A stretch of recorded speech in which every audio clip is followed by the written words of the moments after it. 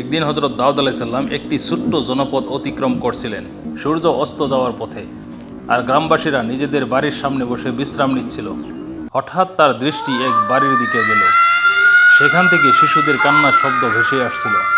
হযরত দাউদ আলাইহিস সালাম থেমে গেলেন এবং গ্রামের লোকদের জিজ্ঞেস করলেন, এখান থেকে এত কান্নার শব্দ কেন আসছে? গ্রামের এক বৃদ্ধ উত্তর দিলেন, এটা এক অসহায় মায়ের বাড়ি। তার স্বামী ইহলোক ত্যাগ করেছেন। সংসার চালানোর মতো কোনো উপায় তার হাতে নেই।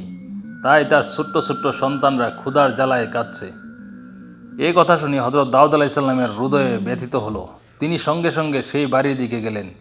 দরজায় কড়া নেড়ে ভেতরে প্রবেশ করলেন।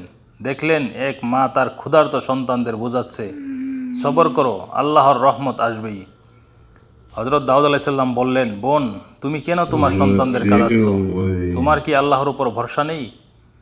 নারীর চোখে জল এসে গেল। সে বলল, হুজুর, ভরসা তো আছে, কিন্তু ক্ষুধার কষ্ট ধৈর্য ভেঙে গেছে। আমি শুধু দোয়া করছি আল্লাহ যেন কোনো উপায় বের করে দেন। তখন হযরত দাউদ আলাইহিস সালাম বুঝতে পারলেন আল্লাহ তাকেই এই ঘরে পাঠিয়েছেন কোনো উদ্দেশ্যে। তিনি প্রথমে নিজের থলি থেকে কিছু মুদ্রা বের করতে চাইলেন, কিন্তু আবার থেমে গেলেন। ভাবলেন, দান খয়রাত করা সহজ, কিন্তু এর চেয়ে ভালো হলো এই পরিবারকে এমন উপায় শেখানো যাতে তারা স্থায়ীভাবে রুজি রোজগার করতে পারে। তিনি সেই নারীকে বললেন, আগামীকাল সকালে আমার কাছে এসো। আমি তোমাকে এমন একটি হস্তশিল্প শেখাবো যা তোমার জীবন পাল্টে দেবে। পরদিন সেই নারী তার কাছে গেল। হযরত দাউদ আলাইহিস সালাম তাকে লোহার কাজ শেখাতে শুরু করলেন।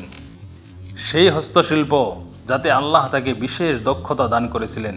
ধীরে ধীরে নারীটিও সেই কাজ শিখে নিল এবং নিজের সংসার সৎ উপার্জনের মাধ্যমে চালাতে লাগলো।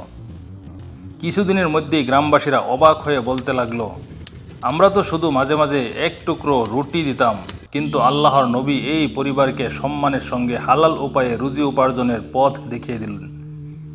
এই কথা শুনে হযরত দাউদ আলাইহিস সালাম হাসলেন এবং বললেন, যে ব্যক্তি হালাল উপার্জনের মাধ্যমে জীবিকা নির্বাহ করে তার ঘরে শুধু পেট ভরার খাবারই নয়, বরং বরকত ও প্রশান্তিও নেমে আসে। এই ঘটনা থেকে আমরা এই শিক্ষা পাই যে কেবল কাউকে সাহায্য করাই যথেষ্ট নয়, বরং তাকে নিজের পায়ে দাঁড়ানোর সুযোগ করে দেওয়া সবচেয়ে বড় সেবা।